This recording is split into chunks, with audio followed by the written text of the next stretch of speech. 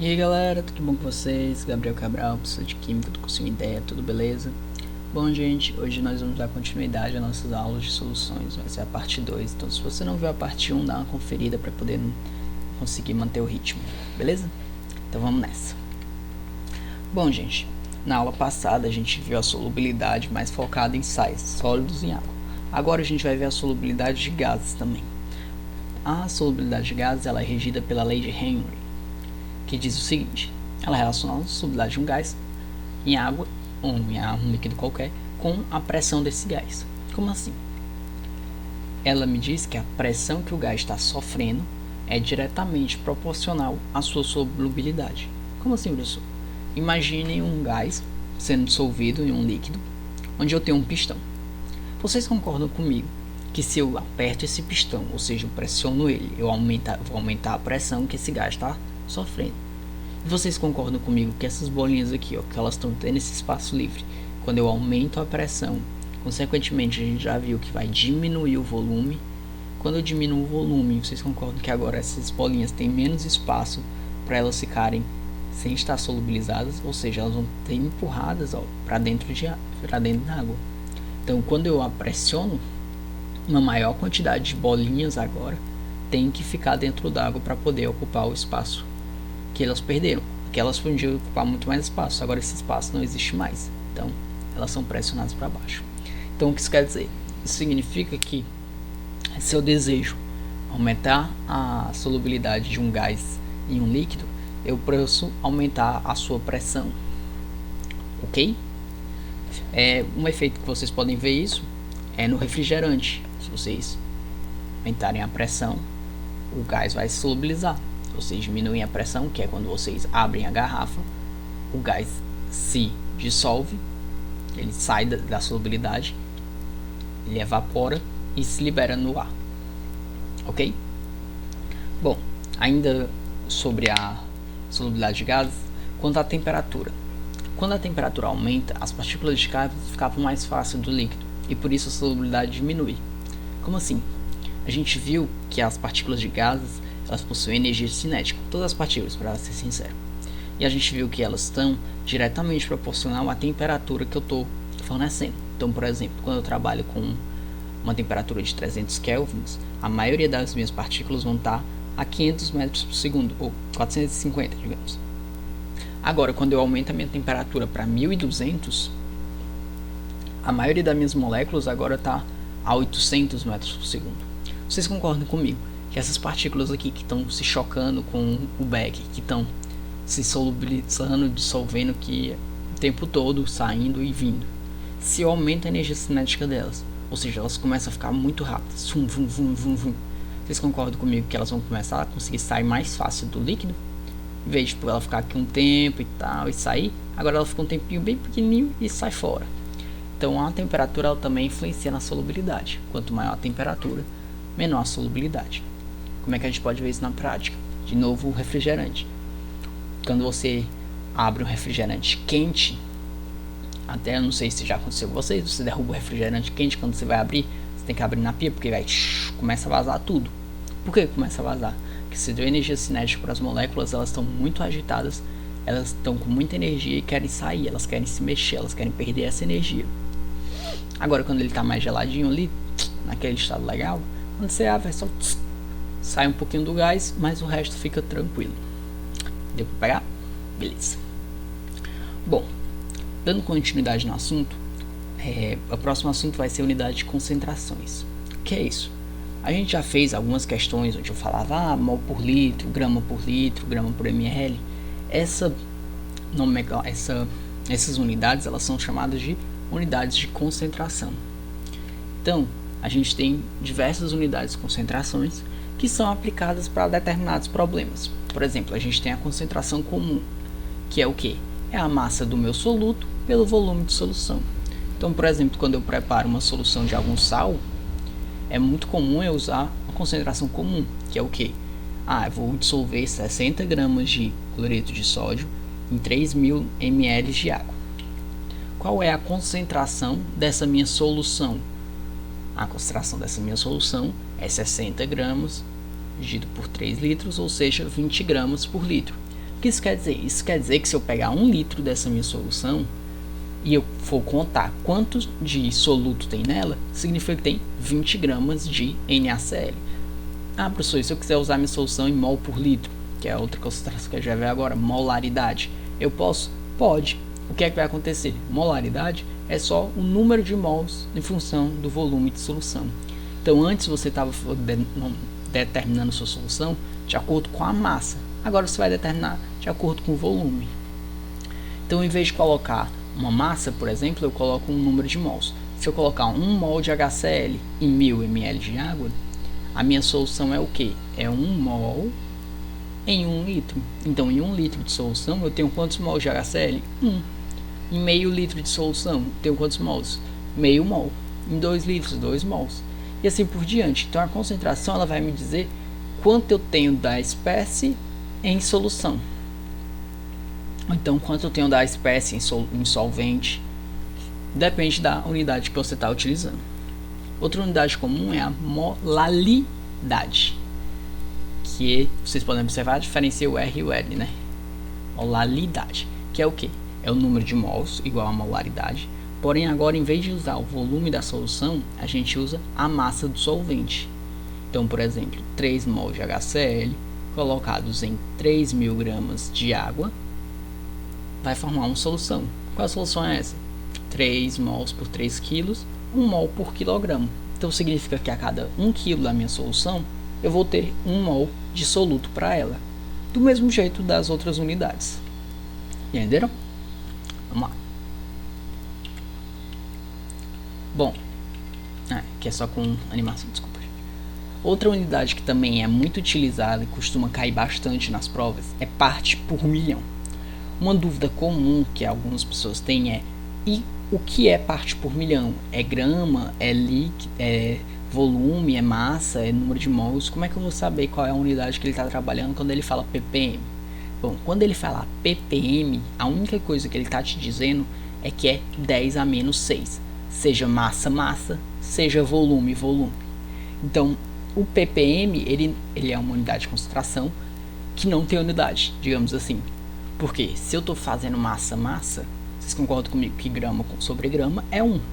Corta as 2 gramas. Volume sobre volume, corta os 2 volumes. Então, o ppm ele é só 10 a menos 6 de massa, massa ou de volume, volume. Como assim? ppm é uma parte de soluto para 1 milhão da parte de solvente. Seria o quê? Seria eu pegar 1 grama, um cristal de sal e colocar dentro de um copo d'água. Um cristalzinho de sal dentro de um copo d'água é uma parte de um soluto em 1000 partes do solvente. Então, como é? ppm, por exemplo, em massa. Em massa é a massa do soluto em miligrama. Precisa ser em miligrama? Não. Precisa que a unidade de 10 a 6 partes. Em miligrama, a massa da solução em quilograma. Então fica 10 a menos 3 sobre 10 a terceira, fica 10 a sexta. 10 a menos 6, no caso, né? Mais 10 a sexta partes. Ou seja, eu estou trabalhando com 1 para 10, 6. 10 elevado a sexta. Mesma coisa para o volume. Se eu trabalhar com mililitro com metro cúbico, 10 a sexta partes. Podem ter outros? Podem. Pode também ter a parte por bilhão, que aí é 10 a nona, parte por trilhão, que é 10 a 12ª. Então, quando cai na questão, o rio estava com 0,35 ppm de ferro. O que significa? Você pega a massa de ferro, por exemplo, que você quer, é igual a massa de ferro sobre a massa do solvente, vai dar essa para 100 ppm. A massa do soluto tem que estar em que unidade? Miligrama. A massa solvente do solução, então, quilograma. Então, bota a massa do soluto, que é o nosso ferro, no caso, em miligrama. A massa da solução em quilograma, faço o cálculo, vejo quanto é o ppm, eu vejo quanto é a massa de soluto que tem lá. Deu para pegar? Beleza. Bom, outra coisa importante em soluções é a diluição de soluções. O que seria isso? Um exemplo bem prático. Todo mundo aqui já deve ter tomado suco, né? Você pega o pacotinho, bota na jarra ou no copo, como você preferir, coloca água. Aí você vai, mistura, prova, fala, tá muito forte. Quem nunca falou isso, né? Tá muito forte. Aí o que é que você pega? Você adiciona mais água. Quando você adiciona mais água, você prova e fala, agora está bom. O que é que você fez? Você colocou o soluto, colocou o solvente, no caso a água, criou uma solução. Essa solução aqui, em uma unidade de concentração, ela é massa, por exemplo, sobre volume. Quando você diz está muito concentrado, significa que o quê? Significa que tem muita massa para pouco volume de solução. Então o que é que você fez? Você adicionou o mesmo solvente, ou seja, você não fez nenhuma reação química. Você só aumentou a quantidade de solvente. Quando você aumenta a quantidade de solvente, a gente não viu que é unidade de concentração é massa sobre volume. Se eu estou aumentando o volume, mantendo a minha massa igual, a minha unidade de concentração vai diminuir, ou seja, fica menos concentrado, ou então mais diluído. Então a diluição é apenas adicionar uma quantidade a mais do nosso solvente. Tudo bem? Bom, coisas importantes que a gente precisa saber na diluição para quando for resolver alguma questão. A diluição, ela não altera o número de mols ou a massa que seja do soluto. Como assim, professor? Se eu coloquei 1 grama de sal e fiz 30 diluições, no final vai ter 1 grama de sal, vai ter 1 mol de HCl, vai ter 1 mol de hidróxido de sódio. Então o número de mols inicial vai ser igual ao número de mols final. Outra coisa, a gente viu uma unidade de concentração que é chamada de molaridade, que é o que? É mol por litro. Se é mol por litro, na hora que eu multiplico essa minha concentração de unidade por volume, por litro, eu chego ao número de mols. Ou seja, eu consigo fazer uma relação entre a minha concentração inicial e meu volume inicial com a minha concentração final e meu volume inicial, substituindo pelo número de mols, que é aquele famoso MIVI, MFVF, que vocês já devem ter visto em algumas questões. Normalmente as pessoas já aplicam direto essa equação, mas é importante lembrar que ela vem da onde? Vem daqui do início, que o número de mols inicial é igual ao número de mols final. Tudo bem? Bom, outra coisa é a mistura de soluções. A gente pode misturar duas soluções que, por exemplo, têm o mesmo soluto.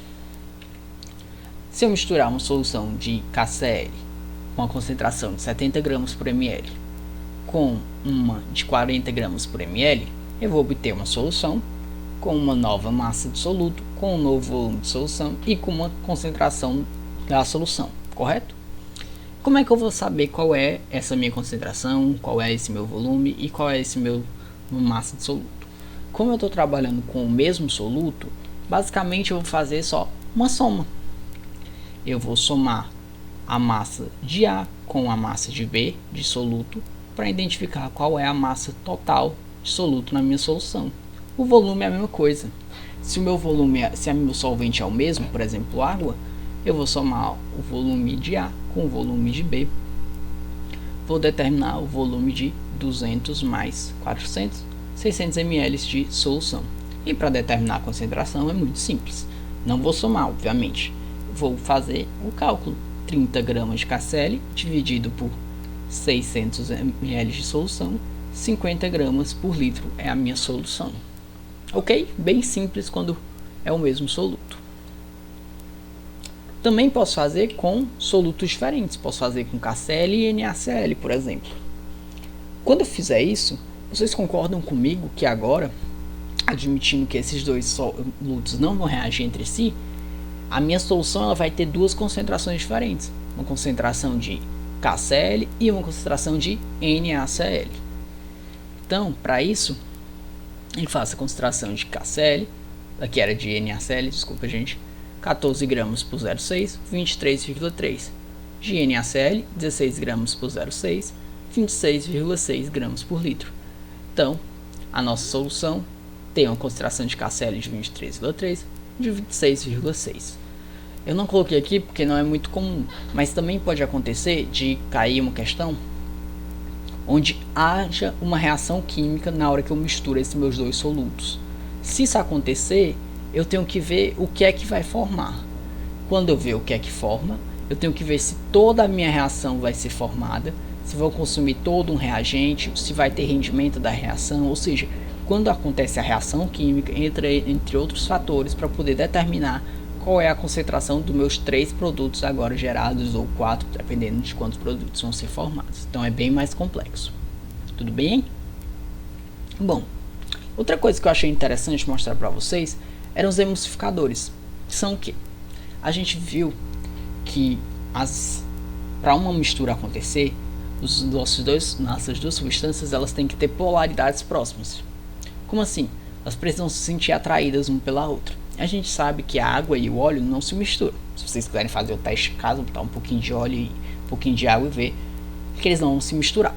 Então, se eu misturar esses dois, não vão se misturar, vão ficar uma mistura heterogênea, com uma fase aqui de óleo e uma fase de água. Aí que entra o emulsificador. O emulsificador é o nosso famoso sabão, nosso detergente, nosso sabonete.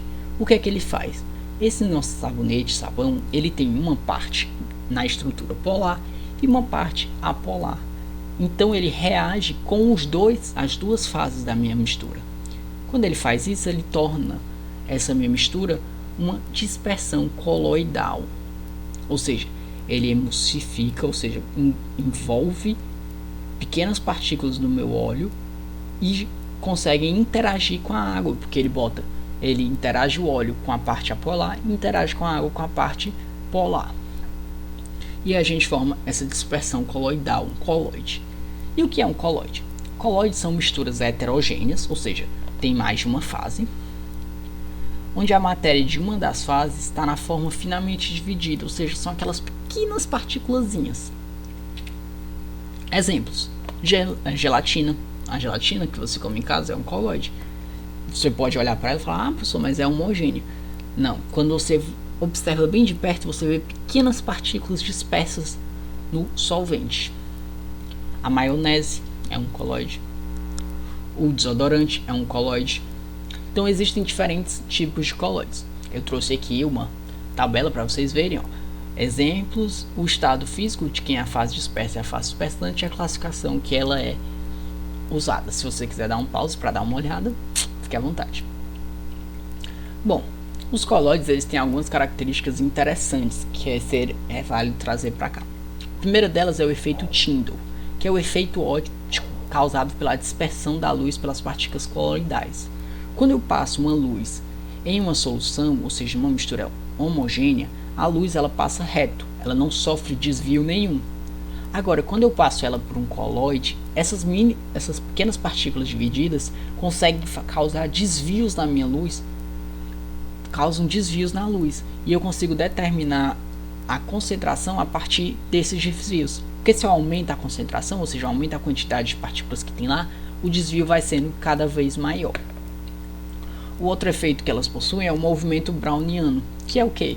É basicamente o movimento aleatório dessas minhas partículas suspensas. Eu não tenho como determinar qual é o movimento que elas vão fazer. Eu não posso dizer, ela vai fazer um Z, ela vai fazer um M. Não, elas vão se mover livremente, aleatoriamente. Então eu não consigo determinar qual é o percurso que ela faz. Ok? Isso aqui foi só uma explicação rápida sobre coloides.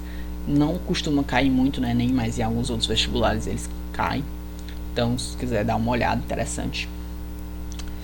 Bom, foi isso, gente. Muito obrigado pela atenção. A gente terminou a aula de soluções. Espero que tenham gostado. Comenta, compartilha, curte. Escreve aí nos comentários se gostou, o que achou, se quer mais, se precisa melhorar alguma coisa. E é isso aí. Ótimos estudos. Valeu.